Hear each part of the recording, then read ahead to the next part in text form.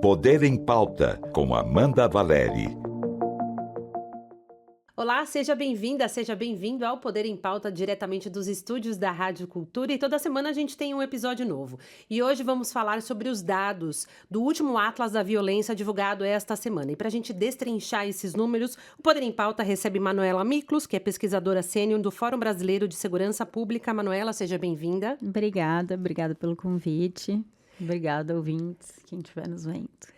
Manuela, vou trazer primeiro uns dados para os nossos ouvintes e telespectadores, né? Porque acho que muita gente não teve acesso, ou se teve, pode ter já esquecido, né? O Brasil teve uma redução de 20,3% no número de homicídios entre os anos de 2013 e 2023. E 2023, o Brasil registrou a menor taxa de homicídios da série histórica. Foram 125 assassinatos por dia. O que explica essa melhora? Eu acho que um misto de políticas públicas interessantes, coisas diferentes foram testadas em territórios diferentes, e também um pouco da atuação de facções criminosas que, quando dominam um determinado território, criam códigos próprios e, às vezes, isso pacifica o território, aí, entre aspas, principalmente quando a gente está falando de homicídio, né? O PCC, por exemplo, é uma facção que é famosa por, quando domina um território, impõe regras para que o homicídio diminua, porque isso atrapalha os outros negócios que a facção quer empreender. Então, acho que são várias as razões para essa redução. Infelizmente, a gente não vê uma redução igual quando a gente fala da taxa de homicídios de mulheres, né? É isso, queria até a gente entrar um pouquinho no debate, isso um pouco mais para frente, mas queria ainda trazer uns outros números, porque é uma diferenciação. O Brasil é um país continental muito grande, e a gente viu a diferença de números da redução em algumas regiões, principalmente sul, sudeste. Em compensação, em estados como Amapá, Bahia e Pernambuco, houve um aumento. Por que nessas regiões especificamente, né, entre norte e nordeste, elas são mais violentas? Primeiro, é muito importante frisar isso que você trouxe. Assim, a violência ela não se distribui homogeneamente no território, né? E a gente tem regiões mais violentas. A gente tem olhado no Fórum, né, de Segurança Pública bastante para a Amazônia Legal. Temos um projeto grande ali. E lá lá fica claro que você tem camadas de dinâmicas violentas sobrepostas, né? Então você tem o garimpo ilegal, você tem o desmatamento ilegal, aí você tem comércio ilegal, tráfico de gente, e aí você tem tráfico de drogas recentemente de uma intensidade inédita, né? Então, essas coisas todas são camadas de violência que se sobrepõem, e aí quando a gente olha para os números, a gente vê essa figura maior, a nossa hipótese é que pro Nordeste a gente vai encontrar especificidades semelhantes, assim, não semelhantes, mas também as suas especificidades. Porque acho que é isso. Os números eles revelam uma realidade, aí você tem que mergulhar para descobrir, né? A gente tem feito esse mergulho nesse momento na Amazônia para entender o que está acontecendo ali. E aí tem um pouco mais, as hipóteses um pouco mais construídas, mas acho que no Nordeste a gente vai encontrar realidades, assim, parecidas.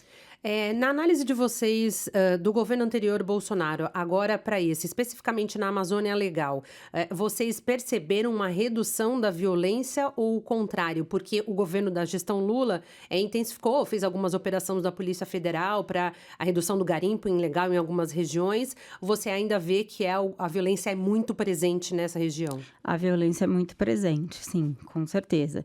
O que não quer dizer que as ações que o governo tem empreendido tenham dado errado, né? Só quer dizer que o que se instalou ali já é um conflito conflagrado de tantas maneiras e as dinâmicas são tão novas que são muitos problemas para serem resolvidos. Então, a gente tem as facções.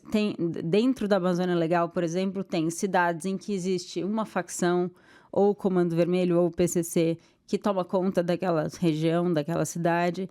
Em algumas, as facções estão em guerra, e aí você tem índices de violência muito mais altos. Essas coisas estão acontecendo enquanto o governo está procurando dar conta também desse desafio da parte dos crimes ambientais, né? Então, é realmente muita coisa para mexer ao mesmo tempo.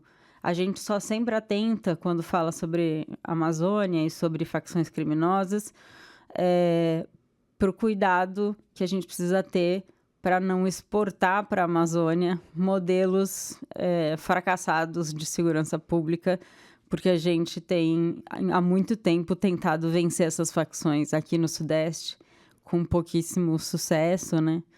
E, enfim, a gente sempre, quando fala de segurança pública na Amazônia, faz essa ressalva e diz que eu acho que a gente aposta que a solução para a segurança pública ali é uma articulação isso que eu ia perguntar, todos os níveis de ali Estado. é uma questão muito particular que precisa um envolvimento dos governos municipal, estadual e federal? Sim, e dos governos dos países com os quais a gente faz fronteira ali também. Então, além de tudo, ali é uma rota de muitos... rota de lícitos e ilícitos, né? Então, a situação ali requer uma articulação federativa, uma articulação local e requer uma articulação que transcenda fronteiras, com certeza. E já existe essa articulação? Eu acho que os governos se conversam. Eu acho que... Eu não sei em que medida, não sei avaliar resultados disso. Mas sei que existem fóruns em que eles dialogam. Você citou em um momento que políticas estaduais de segurança foram feitas e estão dando resultados diante da redução dos homicídios. Quais fatores a gente pode destacar em relação a essas políticas de segurança? A gente tem a gente teve aquela polêmica da câmera, do uso de câmeras, que acho que foi um debate interessante. A gente tem algumas iniciativas interessantes, principalmente de redução de homicídios na adolescência, em alguns estados, algumas cidades. E a gente tem também agora uma esperança de que ou a PEC, que está sendo discutida, da segurança, ou a ADPF, que passou pelo STF, consiga também trazer aí novidades e quase que encadear o que deu certo e obrigar essa articulação de alguma maneira para ver se a gente consegue ter resultados melhores, números mais baixos ano que vem. Você acredita que são políticas mais orientadas para o resultado do que para a ação ostensiva? Isso com certeza é o caminho, assim. Nenhuma ação... Nada que aposte eu acho que nada que aposte unicamente em nada vai dar certo. O problema da segurança no Brasil é muito grande e ele é muito diverso e as especificidades são muitas. Então, não tem bala de prata para isso, né? Vai ter que ser um combinado de muitas ações e uma articulação de muitos entes, de muitos agentes de mudança, necessariamente. Apesar, assim, a gente tem que celebrar, os números foram bons, a gente, né, de alguma maneira, é um índice histórico, mas pesquisa de opinião pública, atrás de pesquisas, revelam só que o peso da violência hoje como um fator de grande preocupação da população brasileira. Então, por que a percepção popular, ela parece descolar totalmente dos dados objetivos de pesquisas? Porque... Na verdade, a percepção está correta, porque a gente constatou a queda do número de homicídios. as agressões não letais, em todas elas aumentaram. Desde a violência no trânsito até a violência contra a mulher, contra crianças e idosos, contra a população LGBT, QIA+. A gente está vendo que as agressões não letais aumentam. Então, assim, essa insegurança talvez não seja a insegurança de eu vou sair de casa e vou morrer, mas é a insegurança de não sei se eu vou... sabe, tô aqui no ponto de ônibus, tá atrasado, não sei se eu posso tirar meu celular do bolso. Ou é o medo da mulher sair à noite, é o medo do furto, do roubo, é o medo de pegar o carro de noite. A violência urbana também, né? A violência urbana, a insegurança está ligada a isso, assim, a esses elementos que estão fazem muito mais parte do nosso dia a dia. Ninguém pensa em, nossa, vou sair de casa e morrer. Mas você pensa, vou sair de casa, preciso tomar cuidado com onde eu vou guardar meu celular. E aí acho que isso, somado a cidades como São Paulo, em que tudo é filmado e a gente vê essas imagens na televisão todos os dias, para aquela moto, pede o celular da pessoa. Acho que tudo isso junto vai gerando essa sensação de insegurança. Mas ela não tá, ela não é sem razão. Ela tá respondendo a alguma coisa que de fato existe, que é a queda dos homicídios, mais o aumento da insegurança em função de agressões não letais, né? E você falou, e a gente comentou no comecinho aqui, sobre a violência contra a mulher, que foi na contramão, né? Os homicídios cresceram 2,5%, são cerca de 10 mortes por dia. 35% ocorreram dentro de casa, o que pode sugerir casos de feminicídio, né? Quais são os desafios para combater esse tipo de crime? Faltam investimentos? Faltam políticas públicas? Aí acho que só fazendo uma observação metodológica, né? O Atlas da Violência, a gente usa como base os números do sistema de saúde. Então, quando a gente fala em homicídio de mulher, porque a gente está trabalhando com certificados de óbito, né? Então, ali você não tem como dizer que é um feminicídio. No segundo semestre, o Fórum de Segurança Brasileiro lança o Anuário da Segurança Pública. No anuário, aí, a gente tem a compilação dos dados da segurança pública. E aí, a gente tem mais informações, porque a gente tem boletins de ocorrência. A gente tem mais sobre investigação, e aí a gente consegue entender se aquela morte de mulher foi um feminicídio ou foi decorrência de alguma outra coisa. Então, é importante a gente fazer essa distinção, né? Mas, de todo modo, sim, os homicídios de mulheres crescem, desafiando essa tendência de queda. E eu acho que quando a gente olha os números, né, assim, é uma frustração muito grande, mas nos faz pensar, assim, acho que a grande tarefa que a gente tem é entender que esses homicídios de mulheres são um fenômeno distinto dos homicídios de homens. Eles são distintos porque eles acontecem dentro de casa, na boa parte das vezes, porque ele é uma violência intrafamiliar, na maior parte das vezes, né? O agressor é conhecido da vítima.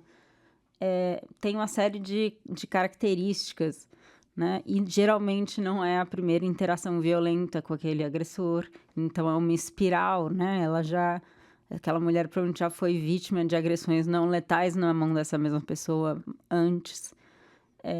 Acho que tudo isso aponta para um fenômeno que as políticas públicas voltadas para a segurança pública não estão dando conta de resolver, talvez por não darem conta das vulnerabilidades específicas, né, conectadas a esse problema. E aí eu acho que não tem muito jeito, tem que fazer segurança pública para as mulheres, tem que ter mais mulher pensando em segurança pública. A gente precisa que tenha orçamento para isso, né? A gente precisa pensar assim, quando a gente fala da PEC da segurança, toda vez que pensar em qualquer inovação no âmbito da segurança pública, a gente tem que se fazer essa pergunta: estão contempladas as mulheres? E aí, para além, extrapolando a área da segurança, olhar, porque o fenômeno da violência contra a mulher, para a prevenção e o combate, precisam também de uma articulação. O Estado precisa chegar antes nessas mulheres e dar acolhimento, e dar condições dessa mulher ter autonomia, ter saúde mental. Então, é um fenômeno diferente.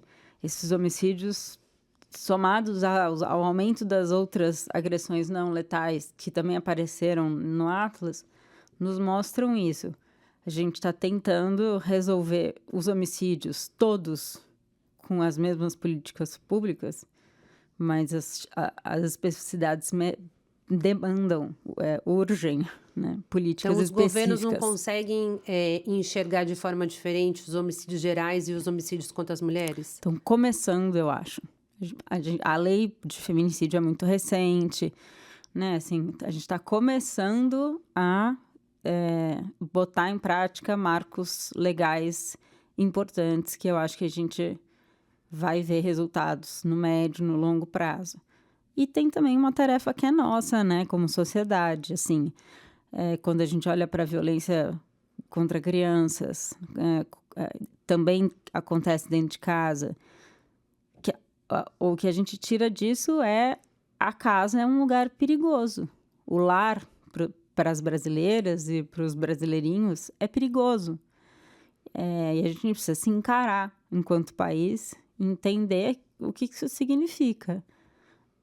Numa outra pesquisa que a gente fez no começo do ano, que aí é uma pesquisa diferente, que é de vitimização, só com mulheres, e aí você pergunta para a mulher se ela já sofreu agressão nos últimos 12 meses, o que ela fez.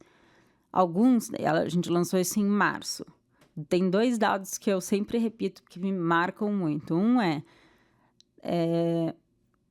quase 30% das mulheres que dizem que sim, sofreram agressão nos últimos 12 meses, disse que não fez nada sobre isso. Foi à polícia? Foi ao hospital? Não fiz nada. E quase 40%, se não me engano, disse que a agressão aconteceu na frente dos filhos. Aí você para e pensa, puxa vida, olha só os lares, né, novamente. Olha só essas casas. E não sei, me deixa também até às vezes na dúvida sobre como a gente se comporta. A gente faz tanta campanha, né? A gente faz tanto letramento, assim, para explicar esse fenômeno da violência contra a mulher. E nada que a gente tenha para dizer, os especialistas, é mais potente do que a imagem impressa na retina de uma criança, né? De um pai batendo na mãe. É muito difícil ser... Então, é natural também que nenhum governo tenha uma solução única, porque é um problema que é de todos nós. A gente vai ter que mudar como sociedade também. Para além das políticas públicas, né? A gente também... O nosso olhar vai ter que mudar. Só para pontuar para o nosso telespectador, a gente tem a Lei Maria da Penha e a Lei do Feminicídio, que é de 2015. São 2 leis bastante importantes, né? Tem a Lei do Stalking também, que é recente. Que é recente, que é da Carolina Dickmann, né? Que também é um fenômeno recente. Você ainda acha que falta tempo e maturação ainda mais para essas legislações, né? Vamos falar um termo aqui, mas pegarem? Uhum. Sim. Acho que sim. Acho que a Lei Maria da Penha está agora, né, que é a mais antiga delas, conseguindo sanar alguns gaps de implementação, por exemplo. Demorou até aqui. Não sei se você lembra de um caso recente em que uma menina ouviu de um juiz que ela tinha sido vítima de um homicídio doloso, um homicídio culposo. Enfim, a gente continua ouvindo coisas, né? Absurdo. Assim, então, realmente, é uma coisa que não é só a letra da lei, tá valendo e é isso. Então, existem desafios de implementação para todos esses novos marcos legais. Eles são bem-vindos, todos. cada um tem os seus desafios. A stalking, por exemplo, tem um desafio que é você precisa muitas vezes de colaboração de grandes plataformas. Isso é um desafio que a gente sabe que é gigante. Mas são todos os marcos legais necessários e que a gente celebra. A gente, né, tem que... É só que ainda falta um tanto aí para que a gente consiga chegar em números tão bons quanto, pelo menos, os da população geral, né? Os homicídios geral. O Atlas trouxe também um número bastante alarmante dos homicídios contra as pessoas LGBTQIA+, né? Esse número cresceu mais de 1.200% entre 2014 e 2023. O que falta? Pois é. Aí eu acho que entra uma coisa... Enfim, acho que a gente está diante de algo que vale também um pouco para a violência contra a mulher, que é um efeito rebote, eu acho. A gente está diante de... Toda conquista de direitos, toda luta por direitos, ela gera uma reação, né? E é um backlash. Ela gera ressentimento em um pedaço da sociedade. Ela gera... ela dá um efeito rebote. Isso é normal, isso é estudado no mundo inteiro, assim. Quem estuda movimento feminista, assim, isso é muito claro, que grandes conquistas vêm em seguida com um backlash enorme. E eu acho que a gente vê isso muito, né? A gente... essas críticas à cultura woke, né? A gente vê que o backlash está ali. E aí aumentam os discursos de ódio, aumentam os crimes de ódio, né? Esse é o que esses números mostram. É um backlash enorme. Se, por um lado, nessa época, a gente viu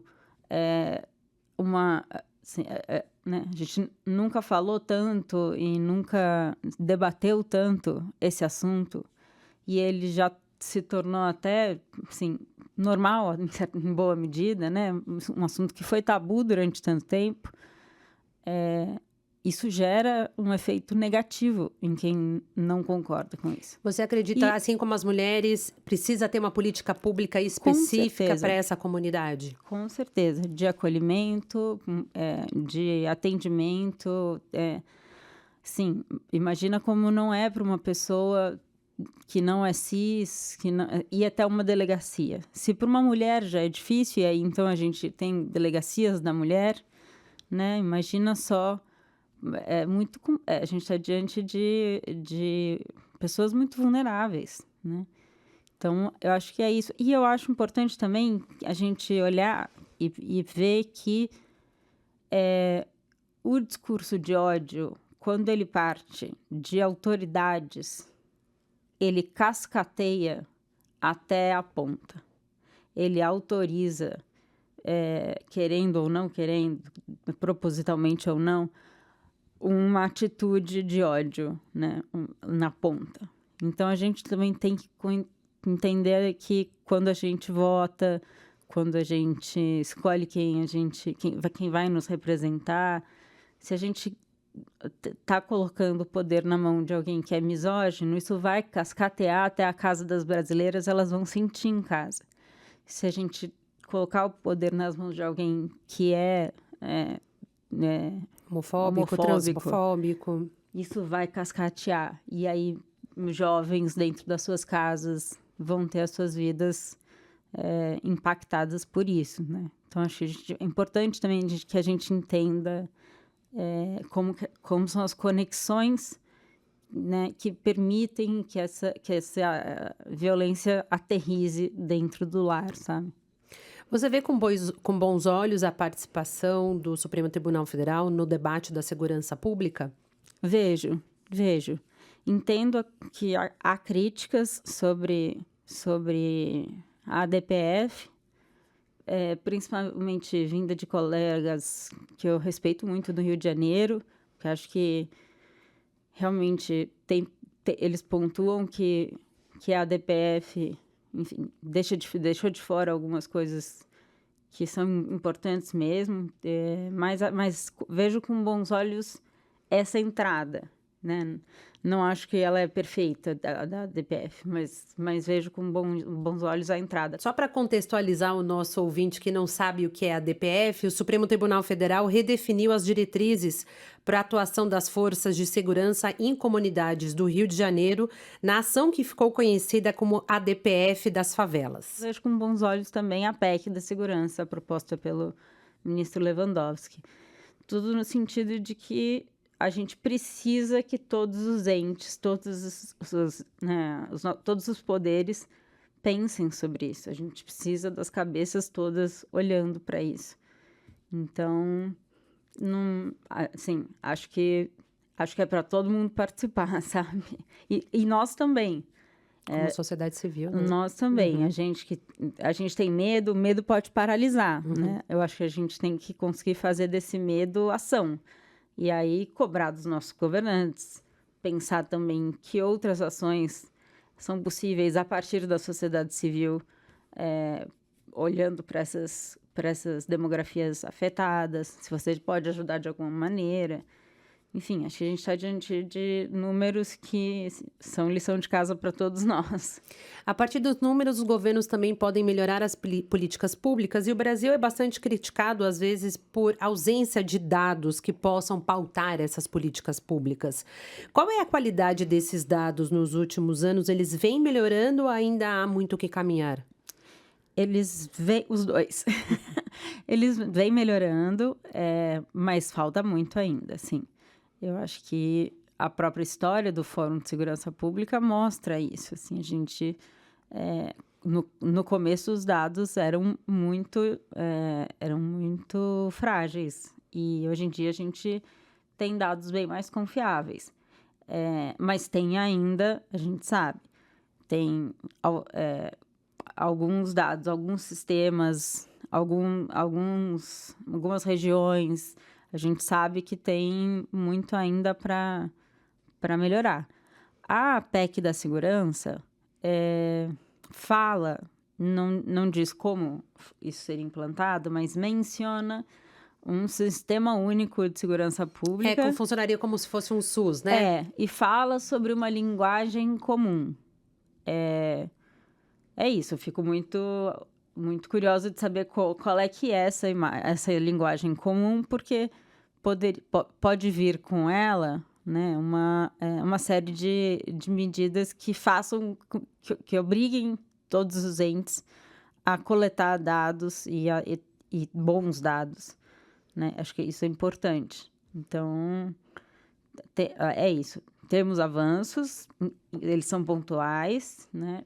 E existe uma porta aberta que, se a gente conseguir, pode nos levar a ter dados melhores ainda. Porque a gente, como eu até falei, cheguei a mencionar, né? O Brasil é um país continental e cada estado tem uma realidade até de inteligência, de coleta de dados, de alimentação desses dados. Seria, obviamente, muito bom para o Brasil ter um sistema exatamente único com todos os dados compilados, mas isso precisa de vontade política e dinheiro. Exatamente, é isso. E tudo pode, em segurança pública, tudo pode parecer lindo no papel e na hora que a gente, né, na hora que a gente olha, não resolve o problema, às vezes cria outros. Então, sim, acho que a gente precisa de uma coisa única, né, de uma unicidade nisso. Precisa de recurso, precisa de articulação, né, e precisa de boa vontade da parte de todo mundo para que quem está no Congresso, por exemplo, priorize essa pauta, se os seus eleitores estão se preocupando. Enfim, a gente vê que essa pauta ela vem à tona sempre que os números aparecem, porque eles são ruins. Ela aparece nas propostas dos candidatos, mas a gente precisa ver isso traduzido em política pública de fato, né?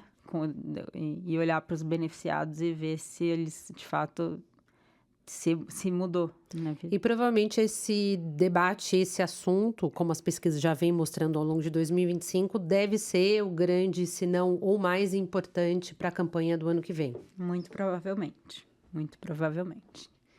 Então, acho que está todo mundo nesse momento se preocupando. Acho que o governo federal, nesse momento, se preocupa. E acho que a PEC da segurança é um sinal disso. Se preocupa em dar alguma resposta a esse medo, né? Até o que dizer em 2026 é sobre isso. Porque sobre isso a direita sempre tem muito a dizer, né? Então, acho que tem aí uma tentativa de, tanto com resultados quanto com discurso, né? O governo que a gente tem agora, acho que está buscando maneiras de chegar em 2026 e não parecer...